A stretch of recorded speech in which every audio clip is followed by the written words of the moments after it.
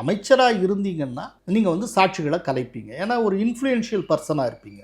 அப்படிங்கிறப்ப நாங்கள் எப்படி ஜாமீன் தர முடியும் நம்பி, அதனால தான் தொடர்ந்து உங்களுக்கு ஜாமீன் கிடைக்காமலே இருந்தது. உடனே ஜாமீன் வாங்கணுங்கிறதுக்காக நீங்கள் என்ன பண்ணீங்க, அமைச்சர் பதவியை ராஜினாமா செஞ்சீங்க. நீங்கள் அமைச்சராக இல்லை அப்படிங்கிற நம்பிக்கையில் தான் நாங்கள் உங்களுக்கு ஜாமீன் கொடுத்தோம். ஜாமீன் வாங்கின அடுத்த 24 ஹவர்ஸில் நீங்கள் வந்து அமைச்சராகிறீங்கன்னா இப்போ நீதிமன்றத்தை பார்த்தா உங்களுக்கு எப்படி தெரியுது அப்படின்னு கேட்டாங்க. ஏன்னா இந்த விஷயம் நீதிபதிகளுக்கு புரியாதா?